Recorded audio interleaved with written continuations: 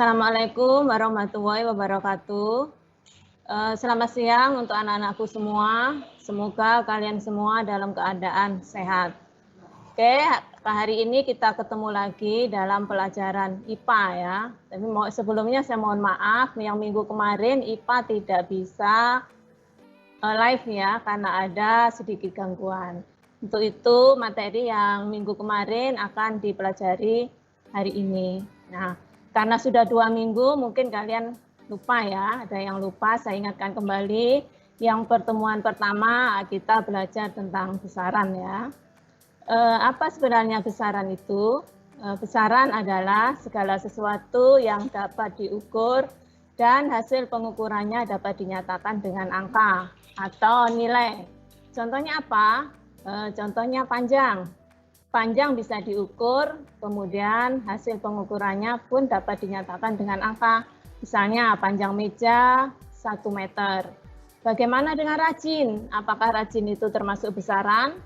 Nah, rajin bisa dinyatakan dengan nilai enggak? Misalnya rajinnya 100, ada enggak seperti itu? Saya rasa itu tidak ada. Jadi rajin itu bukan termasuk besaran. Oke. Dalam pertemuan ini kita akan belajar tentang pengukuran. Ya, apa tujuannya? Tujuan belajar hari ini adalah setelah kalian belajar nanti bisa menggunakan mistar, bisa menggunakan jangka sorong, oke, bisa juga menggunakan stopwatch.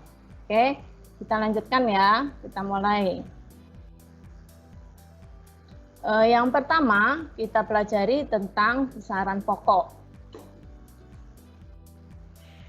Ya. Pengukuran besaran pokok. Besaran pokok sendiri masih ingat ya, ada 7. Yang pertama yang kita pelajari nanti adalah alat ukur panjang. Ada apa aja alat ukur panjang? Ada roll meter, ada mistar, jangka sorong, dan mikrometer skrup. Yang kedua, alat ukur massa. Alat ukur massa ada timbangan pasar yang biasa kalian temui di pasar, ada neraca 2 lengan, neraca Ohaus, dan neraca digital. Yang ketiga, nanti kita belajar tentang alat ukur waktu. Ada jam, arloji, stopwatch, jam matahari, dan jam pasir.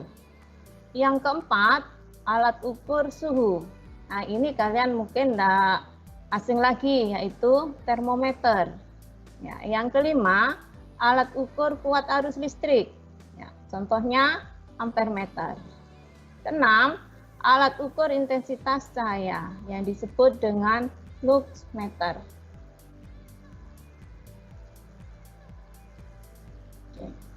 Nah, sebelum kalian melakukan pengukuran, harus diperhatikan dulu skalanya, apakah skalanya sudah menunjukkan angka 0 atau belum.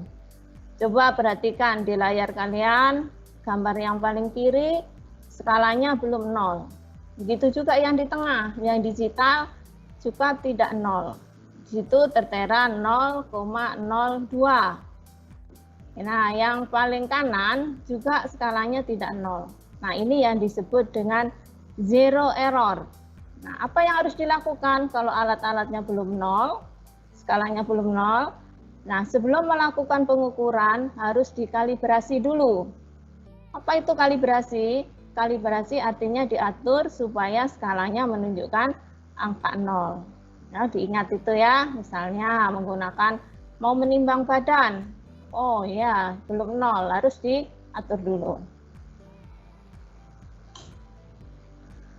Ya, oke, kita lanjutkan jenis-jenis alat ukur panjang. Jenis-jenis alat ukur panjang. Yang pertama adalah mistar atau penggaris. Mistar atau penggaris, saya kira tidak asing bagi kalian. Ini sering kalian bawa sekolah, ya, maka banyak digunakan oleh pelajar atau pertukangan. Misalnya menentukan ukuran meja, kursi. Ya, ketelitiannya berapa? Yaitu 0,5 mm. Nah, mungkin kalian ada yang bertanya, ketelitian itu apa? Ketelitian adalah skala terkecil yang dapat diukur oleh alat itu. Nah, di sini yang dilihat di gambar adalah mengukur panjang pensil. Jadi ujung pensil harus diletakkan di angka 0. Nah, begitu juga cara melihat skala. Kalian harus perhatikan cara melihat skala harus tegak lurus dengan skalanya. Tidak boleh miring atau membentuk sudut. Ya, kalau membentuk sudut nanti tidak presisi, tidak tepat pembacaannya ya. Jadi harus tegak lurus. Ini cara membaca skala.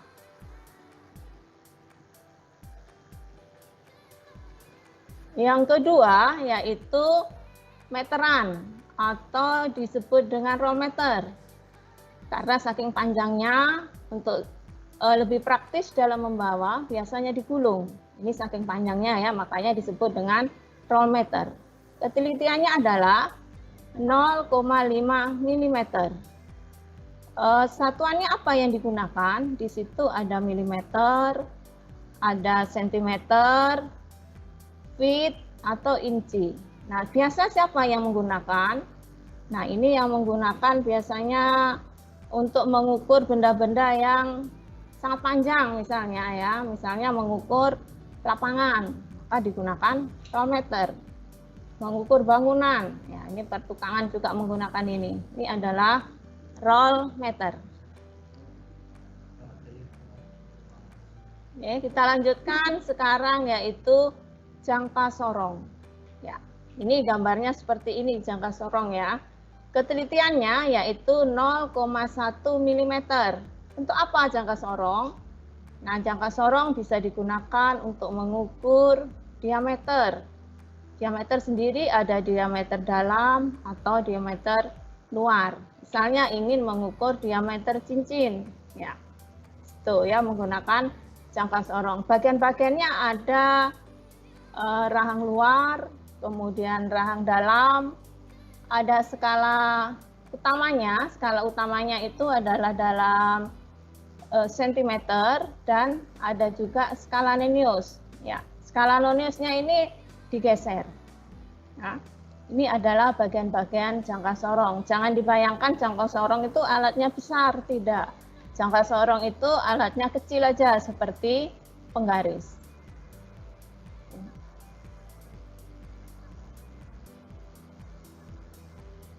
Oke, ini ya. Ini kita cara membaca jangka sorong. Ada di sini skala utama dan skala nonius. Ini skala utamanya yang di atas, sedangkan yang di bawah adalah skala nonius. Ini akan mengukur sebuah benda. Gimana cara membacanya?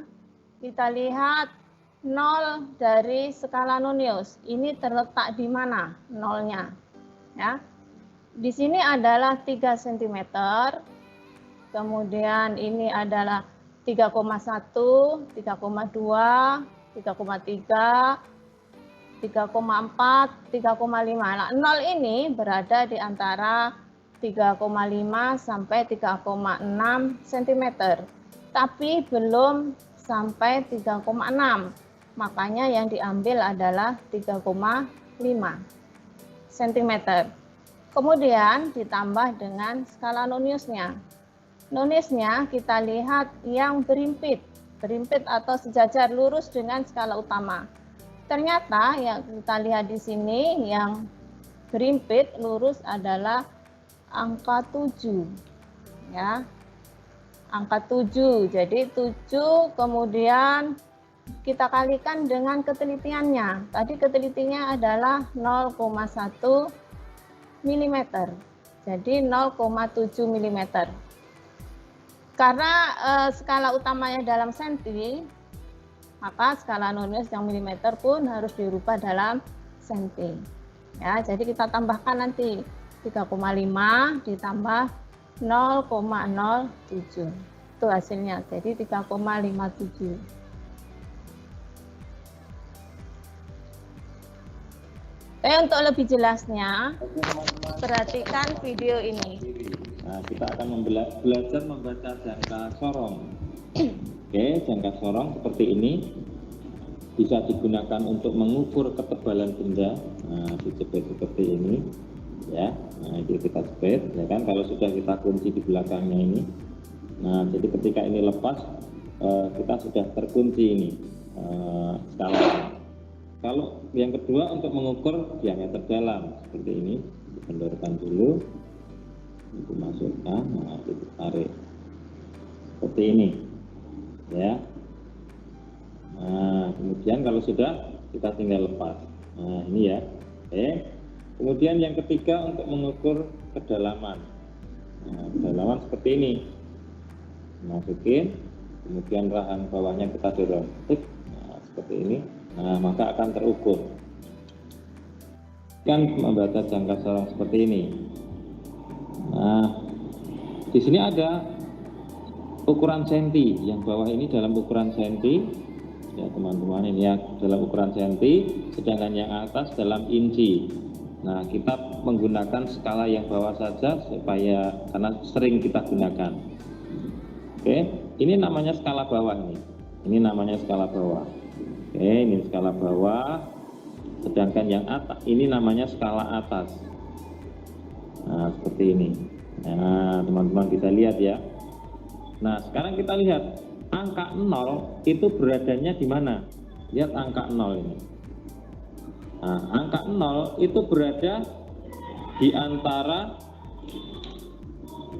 2,7 dan 2,8. Kita lihat nih 2,7 dan 2,8. Ini 2,7, ini 2,8. Yang kita pilih 2,7. Nah, sekarang dicari skala bawah yang sejajar dengan skala atas. Lihat ini. Ini dengan atasnya tidak sejajar, ini dengan atasnya tidak sejajar, dan seterusnya. Sehingga kita kalau melihat ke sini ada satu yang paling sejajar. Kita lihat nih. Nah, di sini teman-teman, ini lihat nih. Jelas ya teman-teman ya. Nih, ini nilainya 65. Ya kan? Ini 6, 6,5, 7. Yang kita pilih 65. Maka kita tulis di belakangnya adalah 65 cm. Oke? Jelas ya teman-teman? Satu lagi. Oke, satu lagi teman-teman. Nah, kita lihat seperti ini. Oke ya. Nah, lihat ini. Di sini 0 berada di mana nih? Berarti 6, berapa nih? 6,0, ya kan? Karena apa? Dia berada di sini nih, di antara 6,1 sama 6,0. Jadi kita pilihnya 6,0. Kemudian kita cari garis yang sejajar. Mana yang paling sejajar?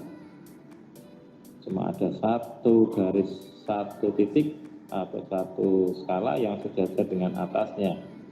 Nah, ini 7 ini segaris dengan skala yang atasnya. Maka yang kita pilih adalah 7 cm. Nah, mudah kan teman-teman? Oke, sukses. Oke, itu tadi ya video tentang penggunaan jangka sorong. Mudah-mudahan kalian mengerti tentang jangka sorong. Ya, kita lanjutkan sekarang. Alat ukur panjang selanjutnya, yaitu micrometer screw. Ya, micrometer screw ini lebih teliti lagi dari jangka sorong. Ya, karena di sini skala noniusnya lebih kecil dengan ketelitian 0,01 mm.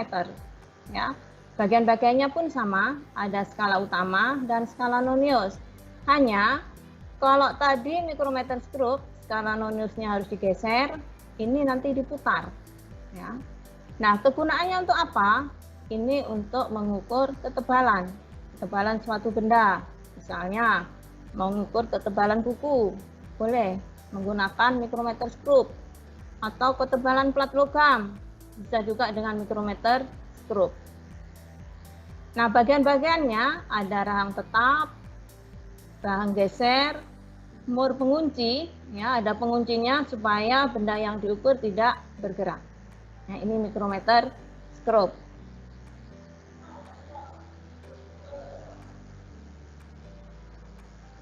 Ini cara mengukur ya.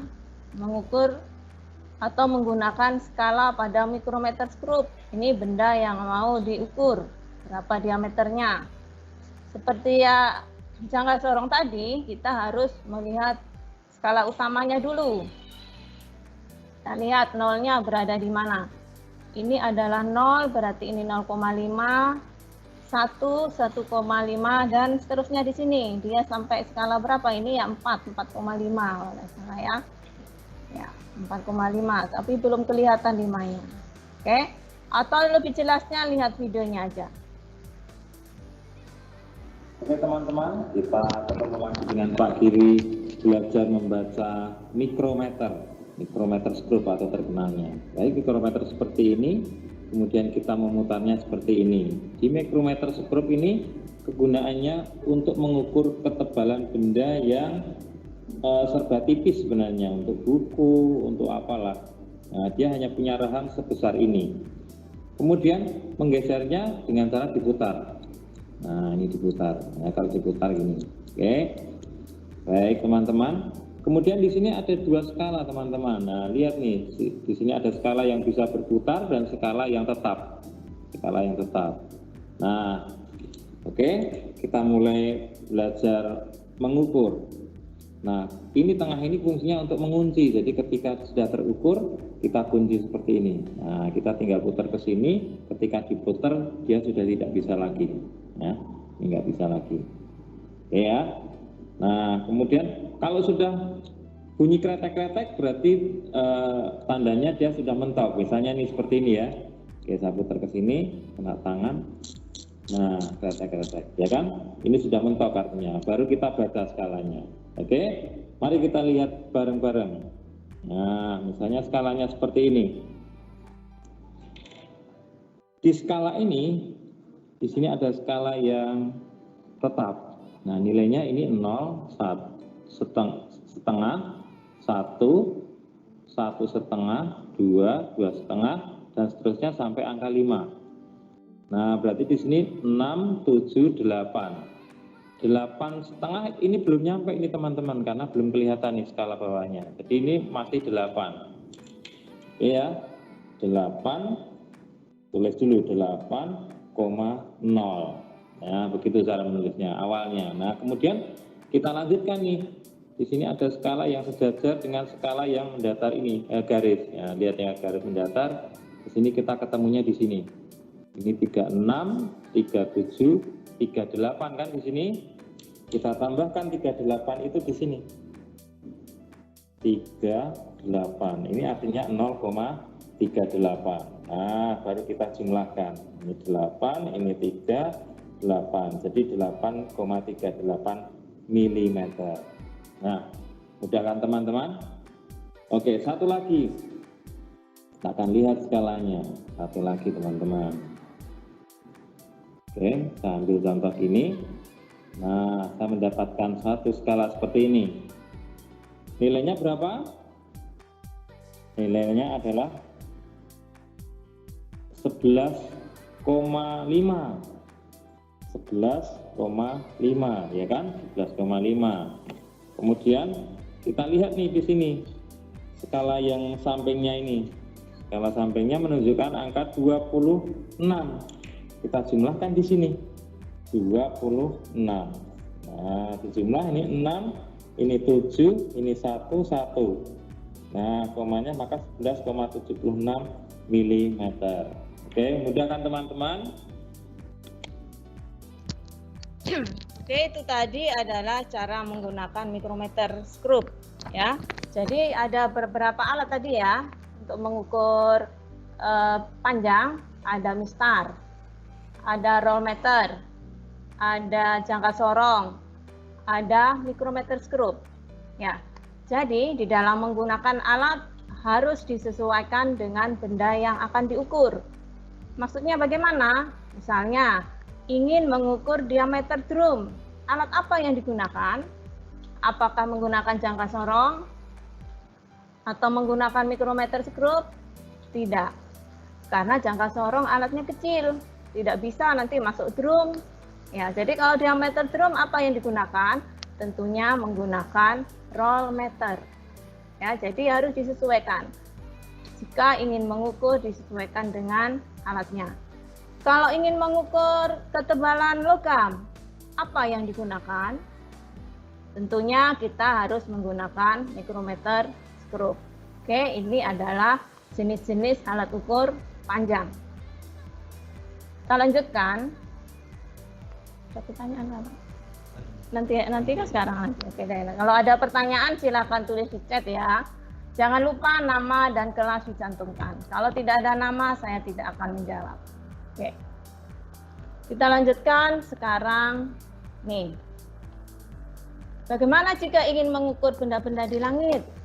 Kita tahu di langit benda-benda jaraknya sangat jauh.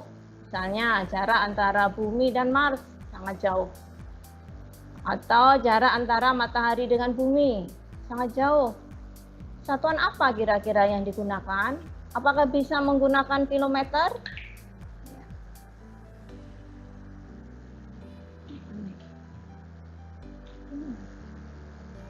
Oke, ini ya. Ingin mengukur benda di langit. Ada satuan yang digunakan yang disebut dengan satuan astronomi, yaitu yang biasa disingkat dengan SA. Ya. Berapa jaraknya satu satuan astronomi, satu SA? Yaitu sebesar 150 juta kilometer.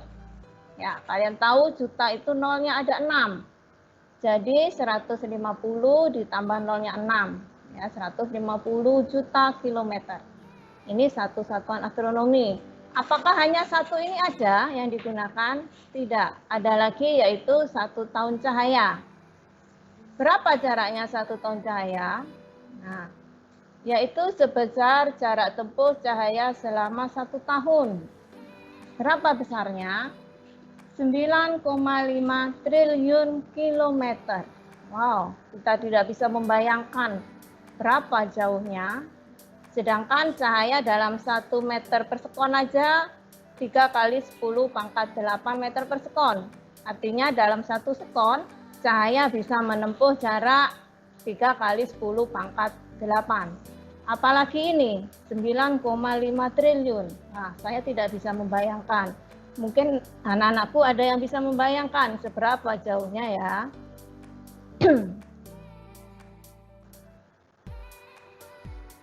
Oke, siapkan kertas dan pulpennya. Kita belajar menghitung sebentar ya. Jarak bumi sampai dengan Pluto adalah 5.900 juta kilometer. Berapakah jarak tersebut dalam satuan SA?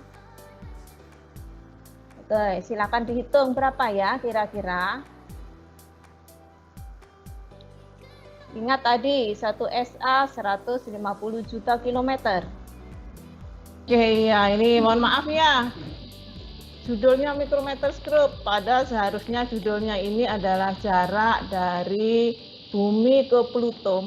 Nah, maklum aja sampai malam bikinnya ini ngantuk-ngantuk jadi salah ketik. Salah konsentrasi ya. Oke, itu. Jadi cara menghitungnya 5.900 juta kilometer dibagi 150 juta kilometer. Apakah ada yang sudah menemukan jawabannya? Berapa jawabannya ya? Kalau ada silahkan aja kalian tulis di chat situ kira-kira. Siap berapa? Oh, nah, ternyata ini jawabannya 39,33 SA. Nah, ya. 39,33 SA. Apakah ada yang benar anak-anakku menghitungnya?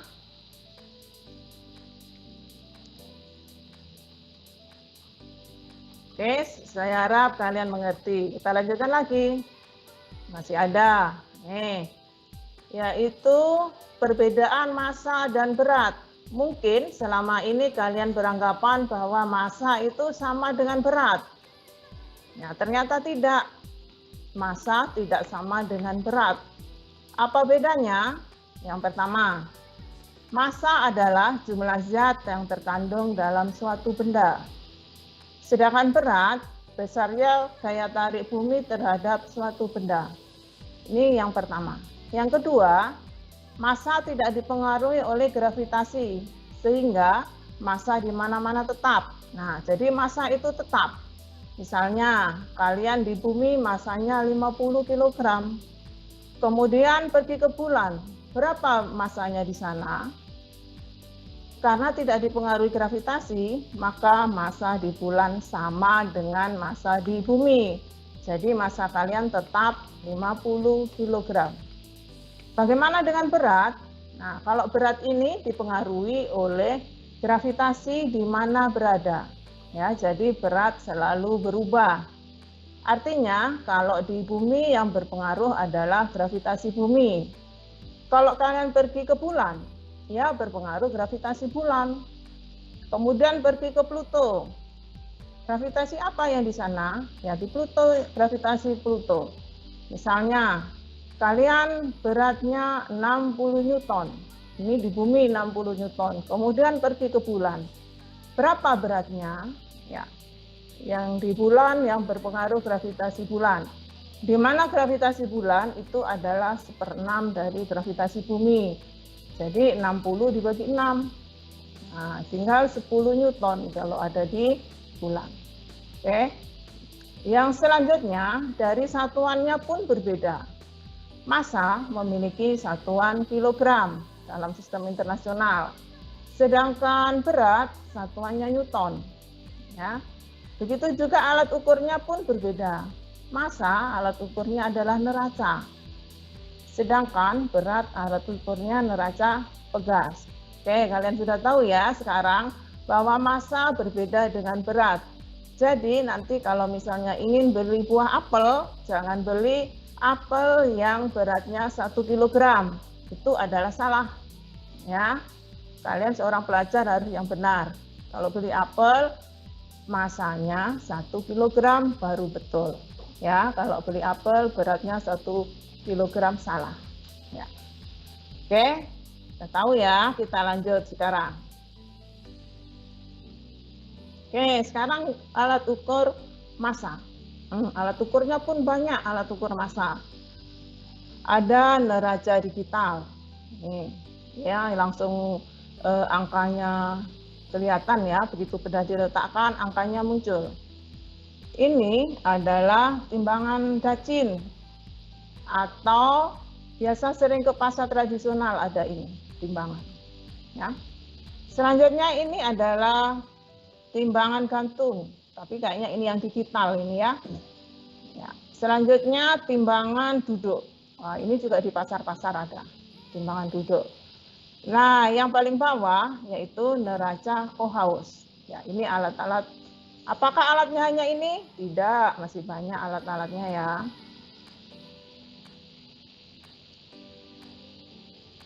Nah, oke, ini neraca sama lengan. Sama lengan, karena lengannya ada 2 sama panjangnya, maka dikatakan neraca sama lengan. Ya, biasa dipakai di mana? Di laboratorium atau di toko-toko emas. Biasanya ada ini. Zaman dulu toko emas menggunakan ini, ya. Tapi sekarang kayaknya di toko emas timbangan yang digital yang digunakan. Ya. Ketelitiannya yaitu 0,001 gram. Ini ya.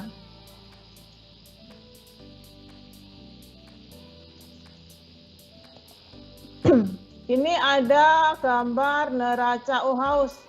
Neraca Cohaus sendiri bermacam-macam. Ada yang digital, nih, yang paling atas. Kemudian ada yang 2 lengan. Neraca Cohaus 2 lengan artinya lengannya ada 2. Ya. Ada neraca Cohaus 3 lengan. 3 lengan artinya lengannya ada 3. Itu juga yang 4 lengan. Lengannya 4 lengan, lengannya ada 4. Ketelitiannya 0,01 kg.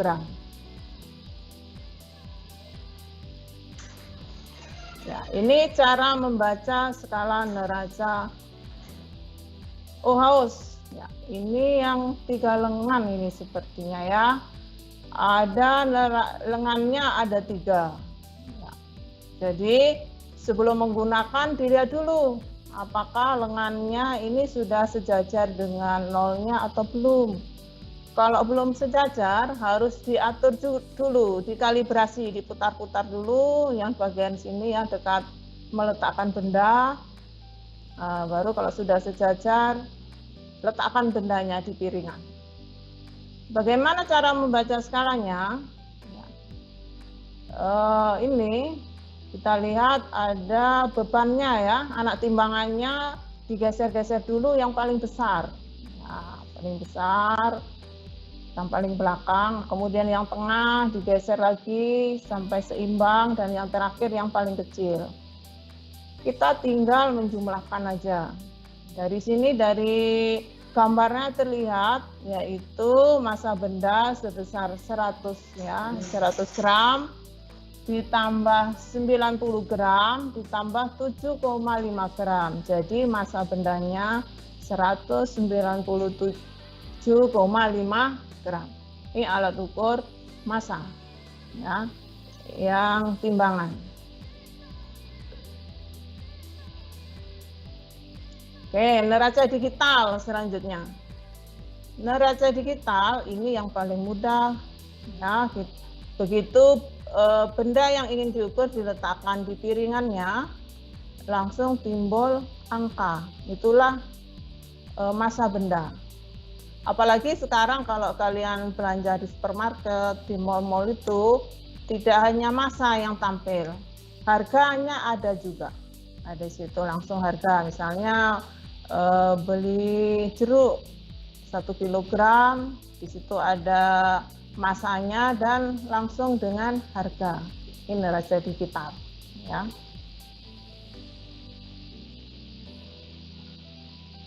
Ya. Oke, selanjutnya alat ukur waktu. Ada arloji. Oke ya, arloji ini tidak asing lagi, kalian sudah tahu cara menggunakannya, sudah tahu. Jam pasir, ya.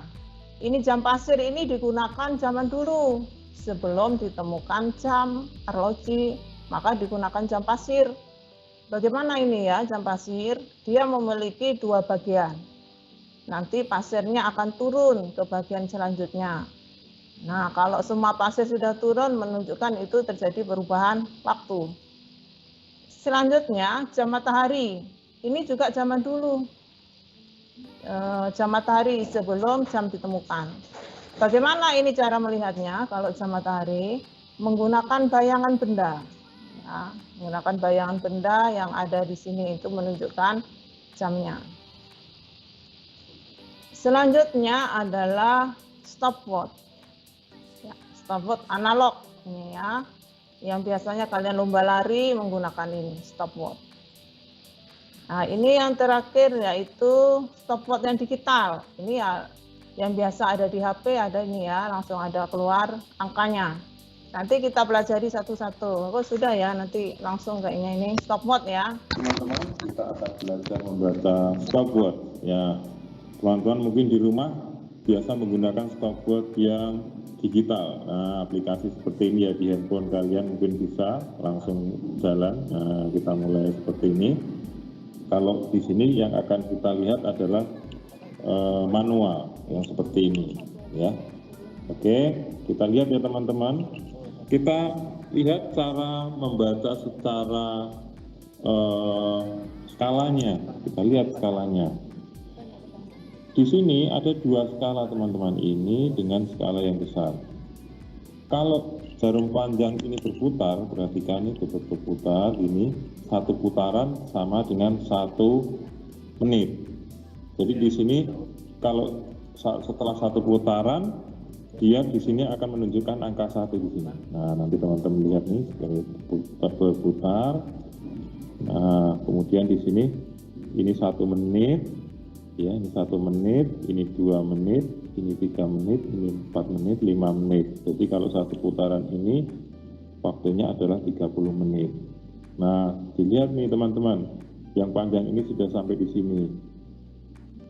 Nah, di sini berarti dia sudah jalan selama 1 menit. Begitu ya teman-teman ya, kira-kira bisa. Oke, sekarang kita lihat nih. Saya akan tunjukkan cara membacanya. Ya. cara menggunakannya kita pencet sekali gini, tek gini, maka dia akan jalan. Cara menghentikannya kita stop sekali, tek, maka dia akan berhenti. Kemudian untuk mereset ulang kita tekan sekali lagi. Nah, dia akan kembali ke 0. Nah, kita lihat ya teman-teman, perhatikan. Oke. Nah, kalau seperti ini berarti dia sudah jalan selama 5 detik. Perhatikan teman-teman skala ini. Ini 1 detik, 2 detik, 3 detik, 4 detik, 5 detik. Nah, berarti kalau seperti ini adalah 5 detik. Nah, sekarang perhatikan lagi. Kalau seperti ini. Nah, perhatikan teman-teman. Skala yang kecil. Nah, teman-teman bisa lihat ya, lebih dekat lagi. Skala kecil ini menunjukkan angka 0,21 skalanya teman-teman. Ya, perhatikan ini teman-teman. Ini ada 0 di sini. Kalau saya urutkan di sini, ya, dari awal aja ya teman-teman ya. Oke.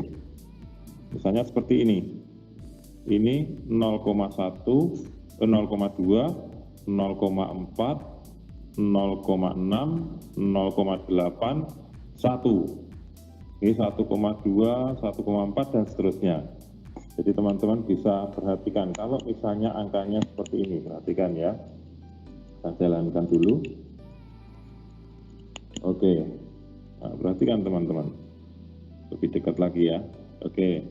Nah, kalau seperti ini berapa nilai stopwatch yang ditunjukkan adalah 5,4 detik ya. Di sana adalah 5,4 detik. Nah, begini, saya dekatkan lagi teman-teman. Ini ya. Nah, kenapa? Di sini menunjukkan angka 5. Nah, ini 5. Terus ini 5,2, ini 5,4. Nah, begitu. Oke teman-teman, jelas ya? Nah, sekarang satu lagi teman-teman, perhatikan di sini. Nah, begini. Berapa nilai stopwatch ini? Ini adalah 1, 2, tetapi 3 detik saja belum nyampe. Maka di sana adalah nilainya adalah 2 detik ya, 2 detik. 2 menit. Nah, 2 menit. Kemudian di sini dilihat nih teman-teman. Ini 45, 46, 47. Jadi nilainya adalah 2 menit 47 detik. Oke. Teman-teman bisa perhatikan lagi ya. Saya ulangi di sini adalah 1, 2. Jadi 2 menit, lebihnya adalah dilihat yang jarum panjang 45, 46, 47. Maka 2 menit 47 detik. Begitu. Oke teman-teman, sukses buat kalian semua. Baiklah, itu tadi adalah tentang penggunaan stopwatch ya. Kita lanjutkan. Alatnya banyak ini ya. Ya. Ini adalah suatu percobaan ya untuk mengukur suhu benda. Apakah bisa tubuh manusia untuk mengukur suhu benda?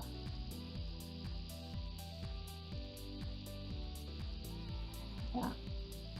Ternyata tubuh manusia tidak bisa untuk mengukur suhu benda. Kenapa waktu demam orang tua kita memegang dahi kita, itu bukan mengukur, hanya merasakan, ya, hanya membedakan, tetapi kurang tepat.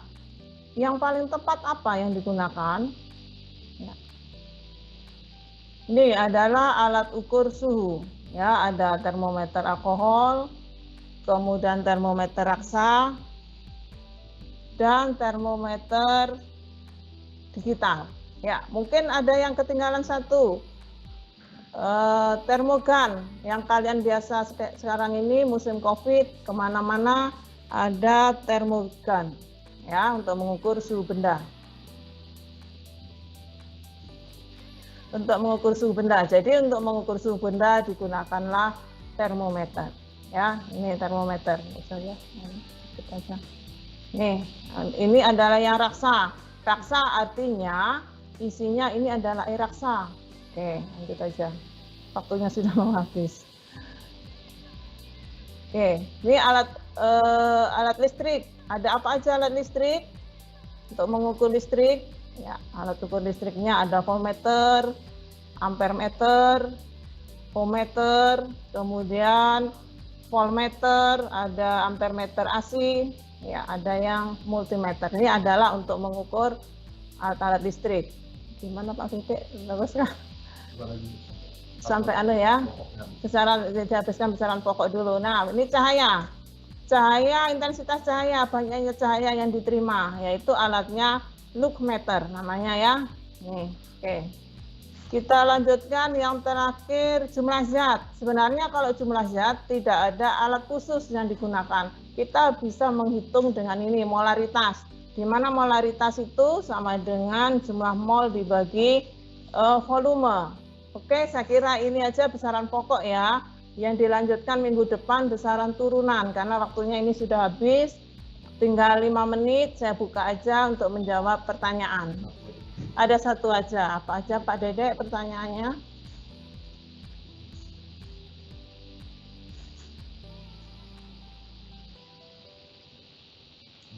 Dari Bizalel Gamaliel Salem dari C. Ya. Bertanya, maksudnya ketelitian mencapai 0,01 dari mikrometer stroke itu apa? Oke, ketelitian alat ya tadi, ini yang ditanyakan tentang ketelitian alat.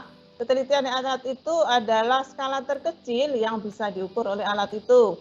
Kalau mikrometer skrup, ketelitiannya adalah 0,01 mm. Berarti mikrometer skrup hanya bisa mengukur skala paling kecil 0,01 mm. Di bawahnya itu tidak bisa lagi, karena mikrometer ini alat ukur panjang yang paling teliti. Oke, ada lagi Pak Dedek? Tidak ada? Contoh penggunaan jangka sorong dalam kehidupan sehari-hari.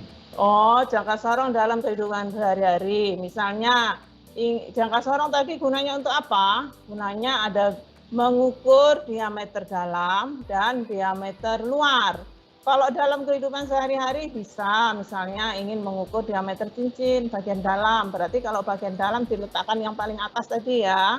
Kalau diameter luar yang di bawah, dijepit di bawah. Oke, itu sudah Pak. Sudah, saya kira itu aja pelajaran IPA hari ini, yaitu alat ukur panjang besaran pokok. Untuk besaran turunan minggu depan. Oke, sampai di sini saya akhiri. Wassalamualaikum warahmatullahi wabarakatuh.